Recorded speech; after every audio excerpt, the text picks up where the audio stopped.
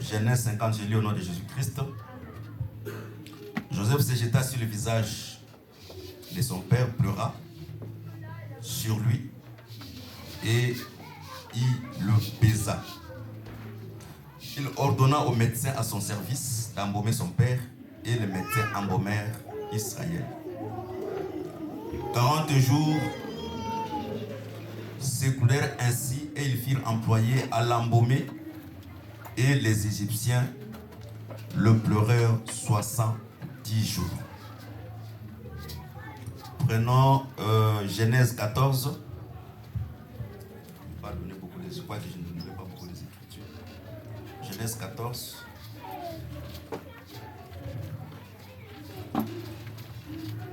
Je commence par le verset 10. Genèse 14. Je commence par le verset 10. Dans le vallée des Sidim était couvert de pluie et de bitume. Le roi de Sodome et celui de Gomorrhe prirent la fuite et y tombèrent. Le reste s'enfuit vers la montagne. Le vainqueur enlevèrent toute leur richesse de Sodome et de Gomorrhe. Toutes leurs provisions. Ils s'en allèrent et ils enlevèrent aussi avec ce bien Lot, le fils des frères d'Abraham, qui demeura à Sodome, et s'en allèrent. Et un fouillard vint annoncer à Abraham l'Hébreu.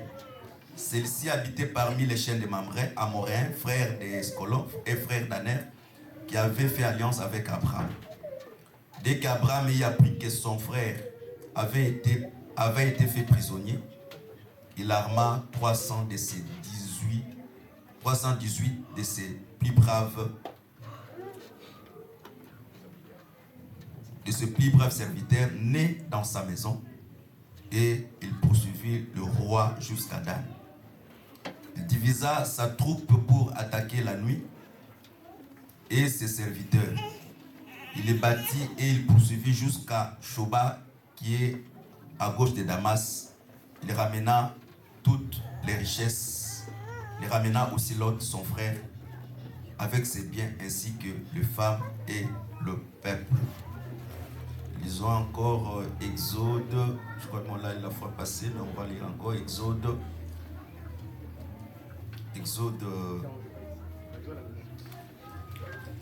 Exode 30. Je commence par le verset 22. Exode 30, je commence par le verset 22. L'Éternel parla à Moïse et dit: prends de meilleurs aromates, 500 cycles de myrrhe, et celle qui coule d'elle-même. La moitié soit de 250 cycles de cinnamon aromatique, 250 cycles de roseau aromatique, 500 cycles de cassé selon le cycle du sanctuaire, un huile d'huile d'olive. Tu feras avec cela une huile pour l'onction sainte, composition de parfumeur selon l'art du parfumeur. Ce sera l'huile pour l'onction sainte. Tu enjoindras la tente d'assignation, l'arche du témoignage, la table et tous ses ustensiles, les chandeliers, ses ustensiles, l'autel de parfum, l'autel des holocaustes et tous ses ustensiles, le cuve avec sa base. Tu sanctifieras ces choses, elles seront très saintes. Tout ce qui les touchera sera sanctifié. Tu oindras Aaron et ses fils et tu le sanctifieras pour qu'ils soient à mon service dans le sacerdoce. Tu parleras aux enfants d'Israël, tu diras: ce sera pour moi l'huile de l'onction sainte parmi vos descendants. On n'en répandra point sur les corps d'un homme, et vous n'en ferez point de semblable dans la même proportion. Elle est sainte, et vous la regarderez comme sainte. Quiconque en composera de son semblable et en mettra sur un étranger sera retranché de son peuple. Acte 1.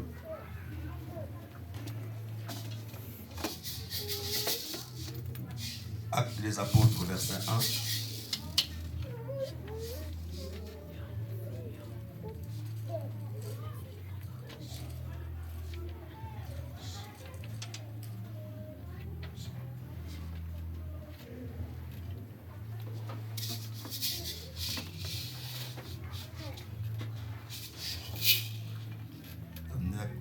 Je vais laisser penser mal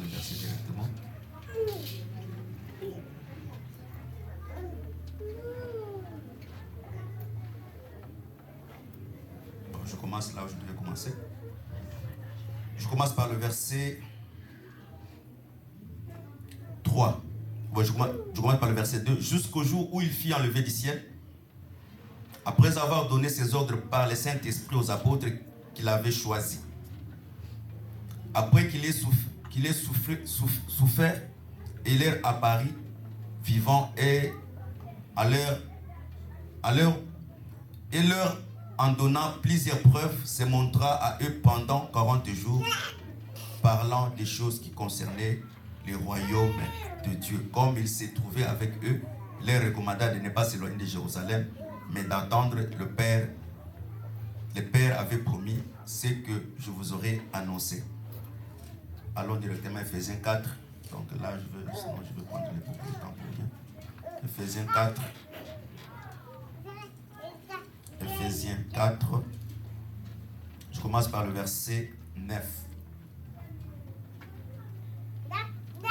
Or, que signifie il est monté, sinon il est aussi descendu dans les régions inférieures de la terre? Celui qui est descendu, c'est le même qui est monté au-dessus de tous les cieux, afin de remplir toutes les choses. Et il a donné les uns comme apôtres, les autres comme prophètes, les autres comme évangélistes, les autres comme pasteurs, docteurs, pour le perfectionnement des saints en vue de l'œuvre du ministère et de l'édification du corps de Christ, jusqu'à ce que nous soyons tous parvenus à l'unité de la foi et de la connaissance du Fils de Dieu, à l'état de l'homme fait et à la stature parfaite de Christ. Que le Seigneur bénisse la lecture de sa parole. Amen. Seigneur, Dieu de grâce, nous recommandons ce moment que nous voulons parler de ta part. Laisse que la grâce de Dieu soit multipliée, Seigneur. Que moi, comme étant un homme, que je puisse disparaître, parce qu'à chaque fois qu'un homme parle, il ne communique pas la vie. Mais quand toi tu parles, tu communiques la vie, Seigneur notre Dieu. Car il est écrit dans ta parole que la parole et la prophétie ne peuvent être objet d'une interprétation particulière, mais c'est poussé par le Saint-Esprit que les hommes ont parlé de la part de Dieu. Accompagne ta parole par la puissance du Saint-Esprit pour ébranler l'incrédulité, pour chasser l'ignorance, pour guérir ceux qui ont le cœur brisé, pour guérir ceux qui ont malade, pour délivrer ceux qui sont sous l'emprise du malin. Car il est écrit dans leur détresse, il cria à Dieu. Dieu envoya sa parole et cette parole les délivra. Et cette parole fait enfanter aussi les biches. Seigneur notre Dieu, loin au travers de cette parole la puissance de la stérilité dans la vie de nos frères, dans la vie de nos sœurs, afin que le nom de notre Seigneur soit glorifié du début à la fin, dans le nom puissant et glorieux de notre Seigneur Jésus-Christ. Nous disons Amen. Amen. Que le Seigneur vous bénisse. Amen. Je crois que nous parlons sur le grand deuil comme notre grand deuil. Nous avons dit ceci. Dieu, Jacob, qui a quitté Canaan pour aller en Égypte. Mais Jacob, dans sa bouche, il dit que l'Égypte, c'est le séjour des morts. Il dit que je descendrai les cheveux blancs au séjour des morts, là où mon fils était parti. Nous avons tenté d'expliquer que quand nous parlons de l'Égypte, l'Égypte, c'est le monde. Le monde actuellement, selon Apocalypse 11, le monde représente l'Égypte. Même Sodome représente aussi le monde. C'est dans d'autres termes, l'Égypte ou le monde, c'est le séjour des morts. Mais en comprenant par rapport au mouvement du soleil, parce que la Bible dit, nous voyons la divinité au travers les œuvres de Dieu. Dieu a créé le soleil, Dieu a créé la lune, Dieu a créé les étoiles, le quatrième jour. Mais le soleil, selon le mouvement, le soleil se couche en Occident. Donc le soleil s'élève en Orient. Mais quand Joseph a eu les songes, il a vu le soleil se prosterner au devant de lui, la lune et les étoiles. Et Jacob a interprété ces songes que c'est moi qui ai le soleil, sa femme c'est la lune et ses enfants comme étant les étoiles. Donc facilement on devait savoir que Jacob comme étant le soleil devait accomplir aussi un mouvement prophétique. Jacob ne pouvait pas mourir en Orient. C'est-à-dire Jacob devait se coucher en Occident. De la même manière la Bible dit, le soleil commence sa course d'une extrémité et il achève sa course de l'autre extrémité de la terre. Donc avec beaucoup de facilité, on savait facilement avec les Écritures Jacob comme étant le soleil pour ne pas contredire la création, ou bien pour ne pas contredire Dieu, la divinité dans la création. C'est-à-dire Jacob devait se coucher, ou dans d'autres termes, Jacob devait mourir vers l'Occident. Et il devait s'élever, faire le mouvement. Or, quitter l'Occident pour venir vers l'Égypte, dans d'autres termes, dans la pensée prophétique, c'est pour ramener le salut. Parce que l'Écriture dit ceci. L'Écriture dit avec facilité, là où il y a les cadavres, c'est là où s'ensembleront les aigles. Donc facilement, Joseph, Jacob, quand tu le mets en Égypte, dès son vivant, c'est ce qu'on va continuer de dire, dès son vivant, Jacob ne vivait pas avec les Égyptiens. Mais par sa mort, le deuil de Jacob va permettre de rassembler les Hébreux et les non, les gentils, les gens qui n'ont pas crié au Seigneur. Mais nous avons dit ceci, on va embaumer Jacob pendant 40 jours et Joseph, c'est les jours que nous aurons la connaissance par rapport à ce qui est écrit, qu'au service de Joseph, il y avait des médecins. Mais avant cela, la Bible n'a écrit nulle part que Joseph avait les médecins. Mais le jour de la mort de Jacob, c'est là où nous avons su qu'il y avait des médecins qui étaient au service de Joseph et leur travail était que d'embaumer le corps de Jacob. C'est par là, avec facilité et une trop petite compréhension des Écritures, nous comprenons avec beaucoup de facilité qu'en Égypte, il y avait plusieurs médecins. De la même manière, quand nous vivons dans ce pays, chacun a son médecin tout traitant. C'est de la même manière que se faisait en Égypte. C'est-à-dire, il y avait plusieurs médecins, mais du moins, Joseph avait ses propres médecins. Nous avons donné beaucoup d'exemples. Nous avons dit, les 3 amis de Job étaient aussi des médecins. C'est des médecins qui ont pris aussi la faculté de la connaissance des Écritures. Parce que les amis de Job avaient la même connaissance que Job. Parce que Job lui-même dit, qu'est-ce que vous connaissez que moi je ne connais pas? Les amis de Job avaient aussi la connaissance. Ce n'est pas le fait d'avoir la connaissance, c'est ça qu'on a le salut. Mais le diagnostic des amis de Job était lié, c'est-à-dire, par rapport à ce qui est écrit, ils n'ont jamais vu un homme pieux ou bien un homme juste souffrir. Un homme pieux, un homme juste tomber malade. Mais du moins, Dieu qui n'est pas un Dieu de système. Parce que le problème, quand la connaissance devient un système dans la vie de la personne, ça peut aussi l'égarer par rapport au plan du salut. C'est-à-dire, les frères, les amis de Job, ils avaient cette connaissance systématique. Quand quelqu'un se trouve dans les difficultés, il est malade, il n'a absolument rien, donc les conséquences, c'est le péché. Voilà pourquoi Job a dit facilement, vous êtes des médecins des néants, vous parlez que des tromperies. Donc c'est-à-dire, un médecin qui ne fait pas un bon diagnostic de la maladie, de la maladie, c'est un faux médecin. Quand nous parlons sur le médecin, nous ne parlons pas le médecin que nous consultons ici sur la terre. Mais nous parlons le médecin comme étant le ministre de la parole. J'avais dit la fois passée ceci. Je prends un exemple terre à terre. Plusieurs églises que nous fréquentons. Je peux citer les noms parce que ça ne me dérange pas. Le Seigneur aussi citer les noms.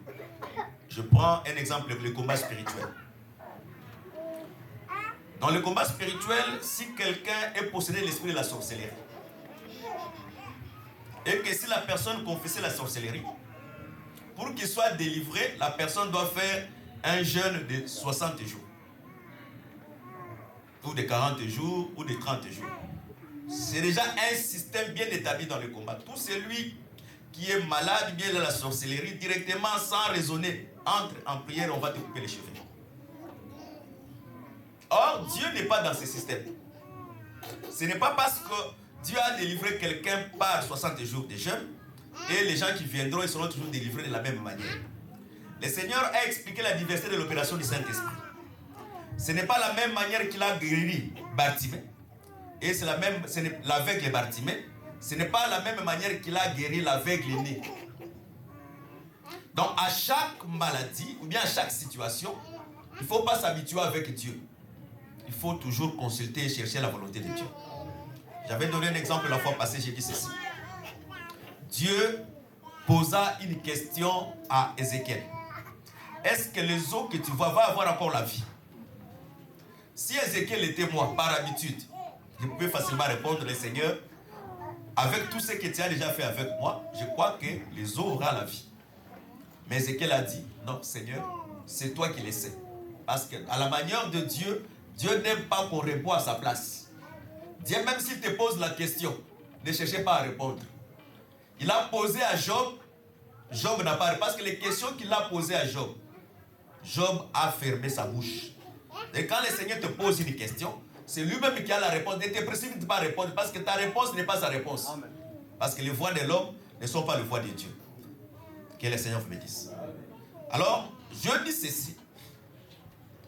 Nous avons pris l'écriture d'Ecclésiaste qui dit que le jour de la mort est plus grand que le jour de la vie.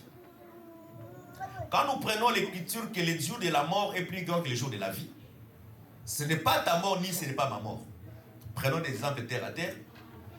Tu as tes enfants, il y a un autre qui a 2 ans, qui a 3 ans, qui a 4 ans, l'autre il a 5 ans, l'autre il a 6 ans, bien 10 ans.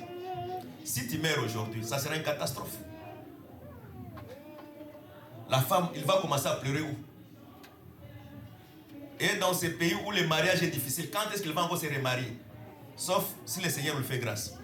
Mais le mariage en termes humains, ici en France, il est déjà difficile. C'est pour dire que la mort qu'on parlait, ce n'est pas ta mort à toi. Mais la mort qu'on parlait, parce que toutes les écritures doivent s'accomplir dans le corps de Christ, c'est la mort de Christ, parce qu'il était avantagé qu'un seul homme meure, que toute l'humanité ne périsse pas.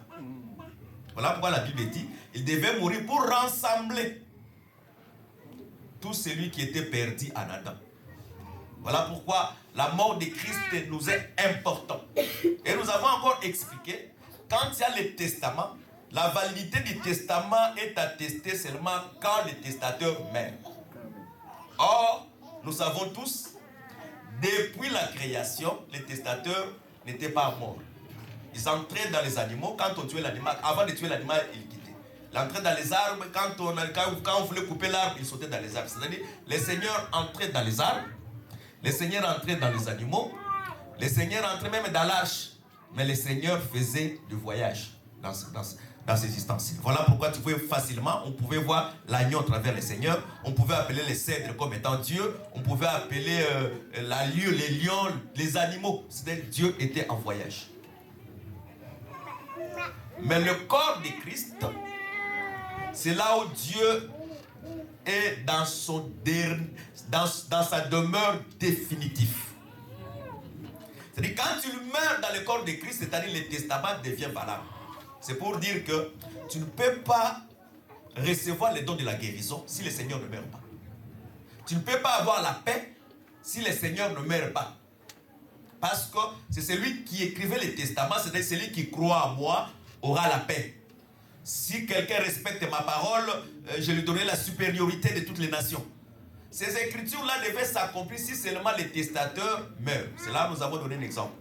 Abraham, en étant un prophète averti, quand il a quitté la Mésopotamie, là où il était, quand il est venu s'installer en Canaan, mais la Bible dit Abraham arrivait encore en Canaan, il cherchait encore une autre ville où le Seigneur lui-même était constructeur, était architecte.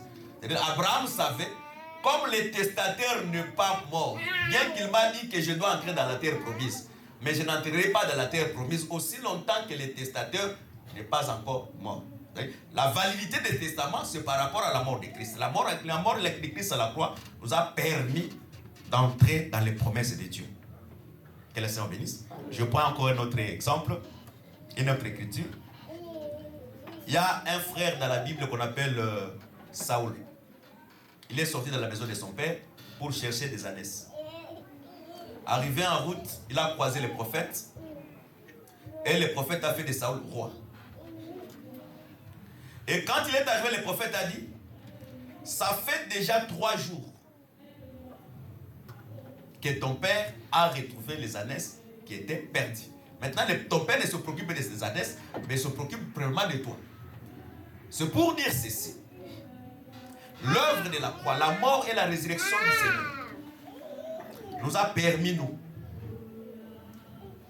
aujourd'hui, de récupérer tout ce que nous avons perdu. Parce que les 3 jours, c'est la mort et la résurrection. Or, notre foi, nous, si Christ n'est pas ressuscité, notre foi est vaine. C'est-à-dire, si Christ n'est pas ressuscité, on ne peut pas croire à la guérison, on ne peut pas croire au salut, on ne peut pas croire même à la paix. Mais comme il est mort et il est ressuscité, avec beaucoup de facilité, tout ce que nous avons perdu, le Seigneur nous a permis de le récupérer. C'est si tu crois aujourd'hui, tu as récupéré par l'œuvre de la croix tout ce qu'on a perdu au travers d'Adam. Que le Seigneur bénisse. Voilà pourquoi facilement je peux prier pour la guérison. Facilement je peux prier pour avoir des enfants. Facilement je peux prier. Parce que beaucoup de gens ont prié. La Bible dit demander.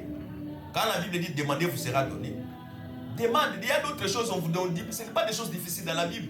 La Bible dit seulement de demander, ayez seulement la foi avec cette écriture. Commence à demander, tu verras la chose s'accomplira dans ta vie. Que le Seigneur bénisse. Et Joseph a pris le médecin. Le rôle et l'objectif des médecins, c'était quoi? Embaumer le corps de Jacob. Nous avons donné les produits d'embaumement. Nous avons lu Jean 19, c'était le myrrhe et les aromates qui étaient les coutumes des Juifs pour embaumer le corps des personnes. De la même manière, on devait embaumer le corps du Seigneur. Et quand nous voyons les objets qu'on devait, le mélange qu'on devait faire pour embaumer le corps du Seigneur, c'est le même mélange qu'on fait aussi pour fabriquer ce que nous appelons l'huile d'onction. On prenait 5 produits pour fabriquer l'huile d'onction. Et l'huile d'onction, on ne pouvait pas les mettre à n'importe qui. Ça, c'est le premier point. Le deuxième point, on ne pouvait pas les fabriquer à la même proportion que celle qu'on a fabriquée pour les seigneurs. C'est-à-dire, si quelqu'un le fabrique, il sera exterminé, il sera tué. Et on le regardera comme étant un huile sainte. C'est-à-dire, à d'autres termes, un sacrificateur, c'était un homme embaumé. Pour les gens qui sont venus pour la première fois, parce qu'ils seront difficiles, ils vont dire embaumer encore c'est quoi? Embaumer c'est quoi? Le corps c'est quoi? Je donne un peu l'exemple pour un peu avancer. Je recule un peu en arrière parce que je vois qu'il y a des gens qui sont venus la première fois. L'homme, après le péché, la corruption est entrée dans cet corps. C'est-à-dire quand tu meurs, après 2, 3, au plus tard 3 jours, ton corps doit subir la putréfaction, ça doit se détruire. Tu vas commencer, si on garde ton corps ici dans cette salle, la mauvaise odeur va commencer à sortir, c'est-à-dire le corps subit la corruption. Maintenant, Joseph, pour que le corps de son père ne subit pas la corruption, on doit prendre le produit pour l'embaumer. En Afrique, ici en Europe, on apprend les formoles. Donc, on prend le produit pour embaumer pour que le corps ne se décompose pas. Donc, quand on fait de l'embaumement, c'est-à-dire, on prend le produit pour l'injecter dans le corps pour que le corps ne se décompose pas.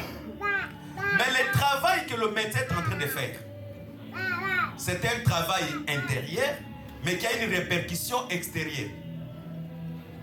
Suivez-moi ici. Je m'explique encore. Le travail que le médecin est en train de faire, c'est un travail intérieur, mais qui a une répercussion extérieure. C'est-à-dire quoi? Médicalement, quand on veut embaumer quelqu'un, on va l'opérer. On va lever d'autres tiques dans le ventre, dans le cœur, donc tout ce qui peut jouer pour ça peut facilement se décomposer. Après avoir enlevé, à ce moment, on va encore remettre le corps à son état. Et après avoir injecté les produits, on va exposer le corps. Quand tu regardes le corps, tu ne sauras pas le travail qui a été fait à l'intérieur. Toi, tu verras seulement le corps, il est embaumé, ça prendra du temps, on peut faire même 1 an, 10 ans, le corps restera tel qu'il est. Mais c'est un travail intérieur qui a été fait. Frère José, c'est un travail intérieur qui a été fait. Mais il y a une répercussion extérieure. Cela, c'est que Joseph avait fait. C'est ce qu'aussi, aujourd'hui, le ministre de la parole sont en train de faire. C'est-à-dire, Dieu a pris les ministres pour un travail. C'est là où nous avons pris, je ne vais pas encore reculer là-bas, c'est là où nous avons pris l'écriture de Genèse 14. Lot a été pris par le roi qui sont venus faire la guerre aux gens de Sodome et Gomorrhe. Ils ont pris Lot, ses enfants, sa femme, ils sont partis. Et il y a un fugitif qui a fui, qui est venu annoncer à Abraham que Lot a été pris esclave. Maintenant, quand nous lisons la Bible, Dieu se répète toujours. Mais Dieu parle tantôt d'une manière et d'une autre. Dieu se répète encore. Quand on commence à lire la sortie d'Abraham à Mésopotamie, aucun écriture qui dit qu'Abraham avait une armée. Mais quand on a pris Lot comme esclave, la Bible dit Abraham arma. L'esclave naît dans sa maison. Et il les divisa en groupes. L'objectif de cette armée qu'Abraham a divisée en groupes, ils n'ont qu'un seul objectif, c'est délivrer Lot. Est-ce qu'on se comprend? L'objectif de cette armée qui est divisée en groupes, il n'y a qu'un seul objectif, c'est délivrer Lot. Et l'armée d'Abraham a poursuivi les rois de Sodome et Gomorrhe. Et cette armée a délivré Lot, sa femme et ses biens. C'est par là que nous comprenons avec facilité les Écritures. Quand on parle de médecin, c'est-à-dire, bien que Joseph, bien que l'écriture de Genèse 50 reste muet, mais notre écriture est complète encore. C'est-à-dire, bien qu'il y avait le médecin, c'est-à-dire, Joseph aussi a divisé les médecins en groupes. Parce que nous croyons que le véritable médecin sur le ministre de la parole. Voilà pourquoi la Bible dit ceci dans Éphésiens 4. Dieu a pris les captifs, il a fait les uns comme. C'est-à-dire, il a divisé des groupes. Groupe des docteurs, groupe des pasteurs, groupe des évangélistes, groupe des prophètes, groupe des apôtres, pour le perfectionnement des saints. C'est-à-dire, ces groupes que Dieu a divisés en groupes, ils n'ont qu'un seul objectif, c'est perfectionner bien, délivrer les saints. Que le Seigneur bénisse. C'est-à-dire, l'évangile que nous écoutons n'a qu'un seul objectif, enlever la mort, le péché qui se trouve en nous, parce que c'est le péché qui fait que nous soyons détruits. Que le Seigneur bénisse. Que le Seigneur bénisse encore. C'est-à-dire, le seul objectif que nous prêchons, cet évangile. Si l'évangile que nous prêchons n'enlève plus le péché, ce n'est plus l'évangile. Le médecin que Joseph a engagé, ou bien le groupe des groupes de soldats qu'Abraham a engagés dans la bataille, c'était avec un seul objectif, c'est délivrer Lot et sa famille et tous ses biens. Voilà pourquoi Dieu a divisé le ministère en groupes. Dans le temps où nous sommes, on n'a pas seulement un seul ministre, moi je suis l'unique apôtre. Non. Dans le temps où nous sommes, il y a un groupe des apôtres, il y a un groupe des prophètes, il y a un groupe des docteurs, il y a un groupe des évangélistes. Et il y a un groupe des pasteurs. Parce qu'ils ont un seul objectif, qu'Abraham les a enrôlés dans son armée, c'est pour délivrer Lot. C'est-à-dire pour délivrer ton corps, qui est encore dans le péché. C'est par là que nous avons dit ceci. La pluie, parce que quand on prend l'huile d'onction, le mélange de l'huile d'onction, il avait 5 produits. Les 5 produits, nous pouvons parler comme la grâce et nous pouvons parler comme étant les chefs des ministères. C'est-à-dire l'apôtre et les prophètes. Les 5 représentent l'huile d'onction pour la délivrance. Mais cette huile, je vous l'avais dit dans la prédication, on ne peut pas le fabriquer à la proportion de l'huile d'onction. Mais le fabriquer à la proportion, c'est quoi? C'est-à-dire quand quelqu'un est en train de prêcher. Il est en train, de la manière que je suis en train de prêcher, je suis en train de oindre de l'huile. Parce que prêcher, c'est oindre dans notre terme. Là pourquoi vous avez été oint par la parole. Donc la parole oint les gens. Tu ne peux pas être saint quand tu n'écoutes pas, tu n'es pas oint de la parole. Tu ne peux pas être mis à part si tu n'as jamais écouté la parole de la vérité. Tu es chez toi à la maison, tu raisonnes, tu dis donc, non, Dieu m'a mis à part depuis le sein de ma mère. Je dirais que c'est faux. Ça, c'est par rapport à la pensée. Mais nous, dans la doctrine, pour que nous savions que Dieu t'a mis à part, il faut que la parole, comme étant l'huile, puisse te oindre afin qu'elle puisse te mettre à part. Et cet enseignement, cette prédication que nous sommes en train de prêcher, c'est cet enseignement qu'on ne peut pas le fabriquer. C'est-à-dire, tel que je suis en train de prêcher, fabriquer c'est quoi? C'est prendre ma pensée. Premièrement, prendre ma pensée, commencer à l'exploiter dans la prédication. Ça, c'est fabriquer l'huile à la proportion de l'huile d'onction. Prêcher sans le Saint-Esprit. Parce que tu peux prêcher aussi sans le Saint-Esprit. Et tu prêches aussi bien. Prêcher sans le Saint-Esprit, c'est fabriquer aussi l'huile à la proportion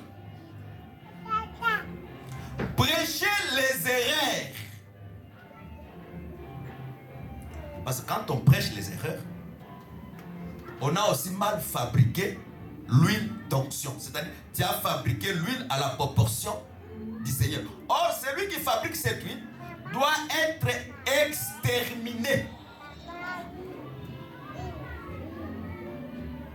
Celui qui te tue avec le couteau, il mérite d'être pardonné, il peut se repentir. Mais lui, celui qui te prêche les mauvais enseignements, et que si tu crois à cela, il te détruit puisque c'est lui qui t'a tué des couteaux.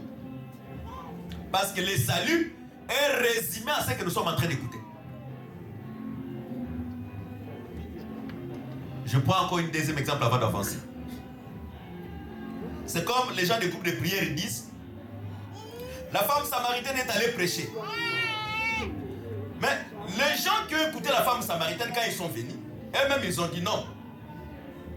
Nous on n'a pas cru parce que tu nous as parlé. Mais nous avons cru parce que nous avons entendu parler lui-même le Seigneur.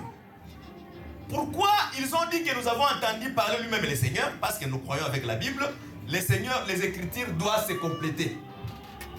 La Bible dit ceci, je crois bien dans Romains 10, comment ils croiront si Dieu n'envoie pas le prédicateur?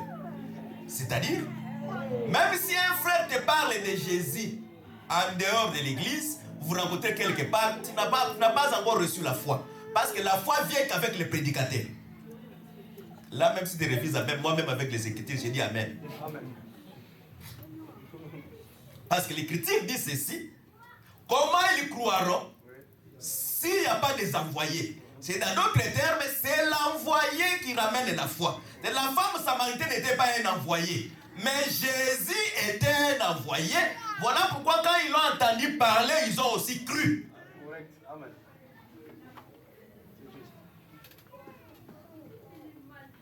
Que le Seigneur bénisse. Que le Seigneur bénisse. C'est-à-dire, cette huile d'onction n'a qu'un seul travail: enlever le péché, afin que l'homme retourne dans son état initial. J'avais dit ceci le dimanche passé. La pluie qui est descendue au temps de Lot représentait aussi les produits de la boue. Parce que le rôle de la pluie, c'était mettre fin au péché. Et la pluie, nous savons que c'est la parole. L'huile d'onction, c'est la parole. Quand on parle de l'huile d'onction, c'est la parole. Quand on parle de l'huile d'onction, il faut éviter que l'huile d'onction, c'est un mélange d'huile. Non, non. Même au temps de la loi, quand il veut vivre la loi, quand quelqu'un veut oindre quelqu'un de l'huile d'onction, il faut qu'il respecte aussi les mélanges. Mais quand on ne respecte pas les mélanges, c'est-à-dire c'est en dehors déjà de ce qu'on est en train de faire. Lisez très bien la Bible, même l'écriture que nous répétons ici chaque fois. Il faut à chaque fois écouter les autres, il faut aussi changer la mentalité. Lis très bien la Bible. La Bible n'a jamais dit que si quelqu'un est malade, qu'on l'amène devant les anciens. Non, la Bible dit quand quelqu'un est malade, qu'on appelle les anciens. C'est différent. Relis ta Bible. La Bible ne dit pas que quand quelqu'un est malade, qu'on prend cette personne, qu'on le ramène devant les anciens. Non, la Bible dit si quelqu'un est malade, qu'on appelle les anciens. C'est-à-dire les anciens vont se déplacer s'ils trouvent l'huile dans ta maison. C'est là, c'est cette huile-là qu'on va te oindre dans la diversité de l'opération du Saint-Esprit. Ce n'est pas une huile bien fixée où l'homme de Dieu est avec ça, il vient dans l'église, il s'assoit avec de l'huile, il met des bouteilles de l'huile. Là, ça, ce sont des huiles qu'il a déjà ramenées. Il n'y a aucun des critiques qui parlent de l'huile de l'église comme ça, oindre déjà, il n'y en a pas.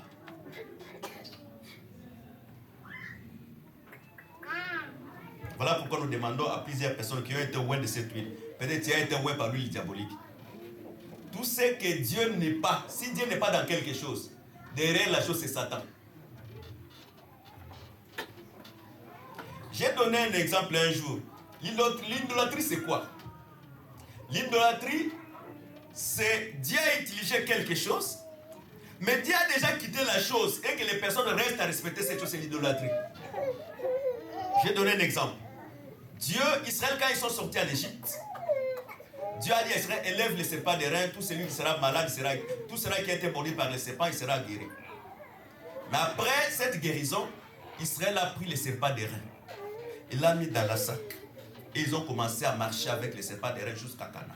C'est Ézéchias, le roi Ézéchias qui a détruit les serpents d'airain.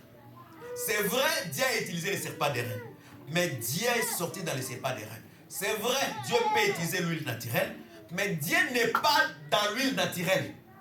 Dieu peut utiliser de l'eau, mais Dieu n'est pas dans l'eau. Exemple, si quelqu'un quittait aujourd'hui la France et il partait à Jérusalem pour aller se laver de l'eau de Jourdain, c'était l'idolâtrie. C'est l'idolâtrie. Parce que Dieu n'est pas là-bas. Christ a été baptisé dans les Jourdains. Josué a mis le pierre dans les Jourdains. Mais les pierres, la prophétie, il est déjà accompli. Et le reste que les gens restent à faire, c'est l'idolâtrie. Que le Seigneur bénisse. Voilà pourquoi tu verras des gens. Oh, ma mouchoir ici. Ma mouchoir ici, vraiment, il a touché un passé. Ça, c'est la Bible ici. Depuis que le pasteur m'a donné, j'ai reçu la guérison. Donc, cette Bible-là, elle le garde jalousement. Mais n'oublie que ce n'est pas comme ça qu'on garde la parole. La parole, on le garde dans le cœur. C'est ça le signe de l'amour de Dieu. Tu peux avoir cette Bible. Les gens croient que s'ils dorment avec cette Bible, les démons ne peuvent pas l'attaquer. Les démons, s'ils veulent t'attaquer, même si tu mets la Bible sur ta tête, ils vont t'attaquer. La vraie Bible, ce n'est pas celui-ci. Ça, ce sont seulement les écrits qui nous permettent de revoir. Mais la vraie Bible, c'est ce que Dieu a écrit dans ton cœur. Que le Seigneur bénisse. J'ai dit ceci, quand la pluie a commencé à descendre, l'arche était collée avec la terre. Au fur et à mesure que la pluie descendait, l'arche montait. Et nous j'ai dit ceci, je répète à vous ce que je dis. J'ai dit encore l'arche avec une seule porte. Dieu savait dans l'arche les oiseaux vont voler. Mais avant de commencer à voler, il faut entrer par la porte. Or, l'Écriture nous dit, Dieu a fait descendre une ville dans le ciel que nous appelons Jérusalem qui avait 12 portes. C'est les 12 portes ne représentent que les 12 noms des 12 apôtres. Or, les 12 noms des 12 apôtres, le pluriel de Dieu n'est que 1. Parce que Dieu au pluriel égale à 1. Faisons, je prends les écritures terre à terre et je vais m'expliquer. Faisons l'homme, la Bible dit, Dieu dit, faisons l'homme à notre image. Le seul nom que nous connaissons dans faisons, c'est Dieu. Le pluriel de faisons, c'est Dieu. Et quand il lit la Genèse de la Bible, Dieu forma l'homme. C'est-à-dire le pluriel s'est résumé à 1. Et nous comprenons, le pluriel de Dieu, c'est Jésus-Christ. Parce que la Bible dit, la totalité de la divinité. C'est la divinité, c'est Dieu au pluriel. Dieu guérisseur, Dieu sauveur. Tous ces pluriels de Dieu résument que dans un seul corps, la personne que nous appelons Jésus-Christ. C'est dit dans d'autres termes, la seule porte pour entrer dans l'arche, c'est le Seigneur au travers de l'enseignement que nous appelons la doctrine. Quel est son bénisse? Ce n'est pas seulement le fait d'entrer par la porte que nous appelons la doctrine, mais c'est quand il entre dans la porte, même si l'arche va monter. Parce que quand les gens entrent par la porte, l'arche va monter. Même si l'arche monte, quand l'arche va descendre, on doit compter combien de gens depuis qu'ils ont reçu cet enseignement. Et ils demeurent dans cet enseignement. Le problème, ce n'est pas seulement des couteaux mais d'entrer. Mais le problème aussi de demeurer dans l'enseignement. Parce que le salut, c'est demeurer dans l'enseignement. Celui qui est entré par la porte, il a demeuré. Et dans la folie de la révélation, nous croyons que l'arche devait commencer des bas en haut parce que le mouvement de l'échelle doit se faire des bas en haut. Donc on doit voir aussi l'ange monter et descendre. C'est-à-dire l'arche aussi devait faire le mouvement de monter et descendre. Même si tu montes, tu dois descendre. Parce que quand on ne descend pas, le peuple devient idolâtre. Souvenez-vous de Moïse. Moïse, quand il est monté sur la montagne, le fait de demeurer sur la montagne, l'idolâtrie, le peuple est devenu idolâtre. Quand on prêche trop la révélation, on prêche trop la prophétie, quand on ne revient pas vérifier les gens, la vie des gens par rapport à la doctrine, ces gens deviennent idolâtres. Voilà pourquoi nous croyons ici. Dans nos assemblées, il y a beaucoup d'idolâtres. Ils sont restés seulement avec la parole verbe. Donc tel que je suis là, moi, je suis Élie avant la fondation du monde. Même si je pêche, l'Écriture dit le juste tombera 6 fois, 7 fois Dieu va relever. Non. Quand tu commences à prendre les Écritures, à faire ton bouclier, sache-le que tu es déjà dans la bénédiction. Il faut que quand tu pêches, accepte la situation que tu as péché et repens-toi. Il ne faut pas quand tu pêches, tu commences à élever les Écritures. Quand le ministre pêche, là on commence à dire, qui es-tu? Moi je suis un serviteur, qui es-tu de me juger? Non, ça c'est déjà contraire. Quand tu pêches, on te reprend comme un enfant de Dieu. Accepte que tu as péché et humilie-toi. C'est par là que nous avons dit, quand on monte beaucoup, voilà pourquoi l'arche ne pouvait pas laisser seulement en haut. L'arche devait descendre. Quand l'arche était descendue, on devait savoir le nombre de gens qui ont demeuré dans la doctrine pour le salut. Je répète encore ce que j'ai dit le dimanche qui est passé. Quand la Bible dit ceci, moi et Apollos, la personne d'Apollos, nous avons fait des sessions, une application sur application, pour ne pas aller en dehors de ce qui est écrit. Pour le ministre ne peut pas aller au-delà de ce qui est écrit. Mais le frère dans l'église, quand il ne respecte pas les bornes de sa limite dans l'exercice de ses fonctions, il va déjà aussi au-delà de ce qui est écrit. Je vais être très sincère avec plusieurs frères, avec plusieurs de nos bien-aimés. Tout le monde ne peut pas parler à l'église. Tout le monde n'a pas le droit de parler à l'église. Tu peux parler avec ton ministre ou ton frère comme frère, c'est naturel. Mais il y a certaines choses qui sont liées à la chair. La chair ici, ce qui est lié à la chair est lié au sacrificateur. Je donne un exemple de la Bible. La Bible dit ceci dans le temple de Salomon. La maison des sacrificateurs, sa porte avait la direction de l'autel. Dans les parvis de sacrificateurs, parce que dans le temple de Salomon, il y avait les parvis des sacrificateurs. Les sacrificateurs avaient les yeux fixés vers l'autel.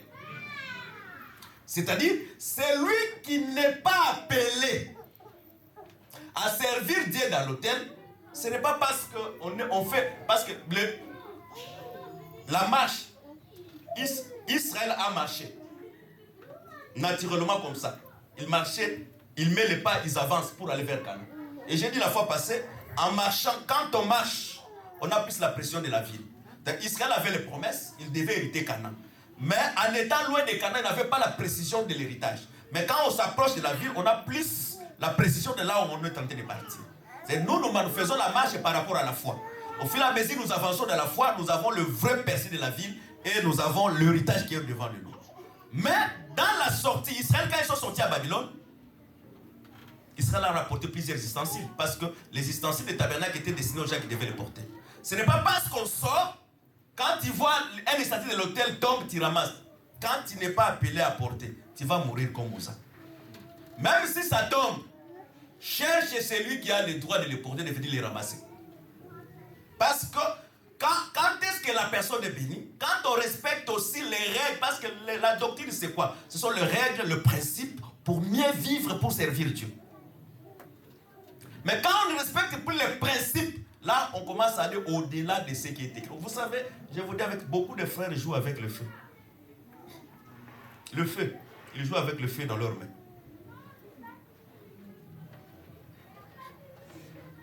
L'église, c'est facile de le voir comme ça. Mais ce n'est pas facile de le conduire. Ce n'est pas, même spirituellement.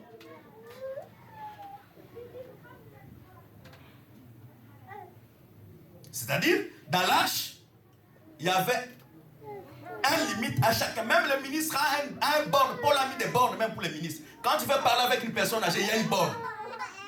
Bien que je suis ministre, mais il y a une borne quand je vais parler avec une personne âgée. Que le Seigneur, je ne suis pas sur là. Que le Seigneur vous bénisse. C'est-à-dire, dans l'autre terme, le produit qu'on devait embaumer, le corps de Jacob, ce produit, cet embaumement devait durer 40 jours. Avec beaucoup de facilité avec les Écritures, je comprends. Israël, quand ils sont sortis à l'Égypte, pour aller à Canaan, ils devaient faire de l'Égypte à Canaan 40 jours. Dans d'autres termes, or, Israël quittait l'Égypte et à Canaan, c'est ce que nous appelons le baptême de feu. Est-ce qu'on se comprend? Dans d'autres termes, le baptême de feu aussi, c'est un produit pour embaumer. Voilà pourquoi le Seigneur, avant que les apôtres puissent commencer à prêcher, dans Acte 1, le Seigneur a enseigné les apôtres pendant 40 jours. Dans d'autres termes, le Seigneur a embaumé le corps des apôtres. C'est-à-dire quand les apôtres ont commencé à prêcher, c'était des hommes embaumés. Voilà pourquoi la Bible ne nous a pas parlé du péché des apôtres. Parce que les apôtres, avant de commencer à prêcher, pendant 40 jours, le Seigneur leur enseigné. Dans d'autres termes, le Seigneur leur embaumé. Maintenant, Israël aussi, parce que le Seigneur doit reprendre les mêmes mouvements. Israël aussi devait traverser 40 ans dans le désert. 40 ans, c'est 40 jours. Je ne vais pas aller dans le débat. Ça, c'est la prophétie, on va l'expliquer plus tard. C'est-à-dire 40 jours, c'est 40. 40 jours, c'est 40 ans, c'est 40 jours. De la même manière, le Seigneur, en étant le vrai Israélite, il devait aussi aller dans le désert pour prier 40 jours et 40 nuits. Quand le Seigneur a prié 40 jours et 40 nuits, quand il a terminé de prier, qu'est-ce qu'il a fait? Le diable est venu le voir. Quand le diable est venu voir le Seigneur, la Bible dit qu'il voulait faire pécher le Seigneur. Mais durant 40 jours que le Seigneur avait prié, c'est dans d'autres termes, le Seigneur avait déjà fini avec le péché. C'est-à-dire, dans d'autres termes, on ne peut pas t'appeler un homme embaumé si en toi on ne trouve pas la vie de la prière. C'est-à-dire, ce qui fait que tu sois embaumé aussi, le produit de l'embaumement, c'est la prière. Voilà pourquoi si quelqu'un ne prie pas, même si je ne l'attaque pas dans le péché, moi je ne crois pas à un homme, car tout homme soit reconnu comme étant un menteur. Moi je crois à ce qui est écrit. C'est ce qui est écrit, la Bible dit que veillez et priez pour ne pas tomber dans la tentation. C'est-à-dire, si tu ne pries pas, même si je ne t'ai jamais attrapé dans le péché, je te dis que tu es un vrai péché. Parce que les Écritures ne mentent pas. Que le Seigneur bénisse. Dans d'autres termes, le Seigneur devait reprendre encore le mouvement d'Israël, rentrer dans le désert. Rentrer dans le désert, prier pendant 40 jours, bien 40 ans. Que le Seigneur bénisse. Or, dans la dimension la plus prophétique, pourquoi le désert? Pourquoi l'embaumement? Parce que l'Écriture dit, ça c'est Galates 4, je crois bien, on ne peut pas, aussi longtemps que l'héritier est un enfant, était semblable à un esclave. Est-ce qu'on se comprend? Aussi longtemps que l'héritier, pas sous ce que je vais prêcher, et aussi longtemps que l'héritier est un enfant, l'héritier est semblable à un esclave. Israël comme étant enfant, parce que le jour qu'Israël est sorti en Égypte, il est sorti comme un enfant. Parce que la Bible dit que c'était le premier jour de l'année et c'était le premier jour du mois. C'est dans d'autres termes, Israël, la sortie de l'Égypte, c'est son première année. Israël étant un enfant. Et l'héritage est pour, bien qu'Israël était héritier, mais en étant un enfant, il ne pouvait pas directement accéder à l'héritage. Je donne beaucoup d'exemples avant d'avancer. Imaginez. Dieu avait beaucoup de chemins pour faire passer Israël pour entrer en Canaan. Israël, le jour qu'il a quitté Canaan pour venir à Égypte, Israël n'a pas pris beaucoup de temps. Bien que dans la dimension de Dieu, nous savons que quand quelqu'un dans l'Église est élevé, il mène une vie de sanctification. Pour tomber, tu peux tomber d'un seul jour, la sanctification, tu l'oublies. Mais pour monter, pour reprendre la vie de la sanctification, c'est difficile. C'est-à-dire, dans d'autres termes, Dieu pouvait faire passer Israël d'un chemin le plus court. Mais Dieu a compris. Bien qu'Israël est un héritier, mais en étant un enfant, Israël ne peut pas hériter parce qu'un enfant, quand on lui donne l'héritage, il va gaspiller cela. Et le Seigneur devait passer Israël par le désert, embaumer Israël pour que Israël atteigne la maturité. Donc, dans d'autres termes, le désert, comme étant le chemin de l'embaumement, c'est le chemin de la maturité. Job dit, Dieu avertit les gens par la souffrance. Dieu avertit les gens par la souffrance. Il y a d'autres personnes ici. Ils ne souffrent pas parce qu'ils ont fait du mal. Mais ils souffrent parce que si Dieu les laisse seulement comme ça, il ne connaîtra pas que le Seigneur est vivant. Il va prendre le chemin le plus compliqué et sa vie sera détruite. Qu'est-ce que le Seigneur va faire? Pour avertir cette personne, afin d'hériter la promesse que le Seigneur lui a donnée, le Seigneur va appeler la souffrance dans sa vie. Cette souffrance-là, même si on gêne, même si on prie pour toi, ça ne finira pas. jusqu'à ce que le temps marqué par Dieu et la mission que Dieu a prévue pour la personne soit accomplie. C'est à ce moment cette souffrance va s'éloigner de la personne.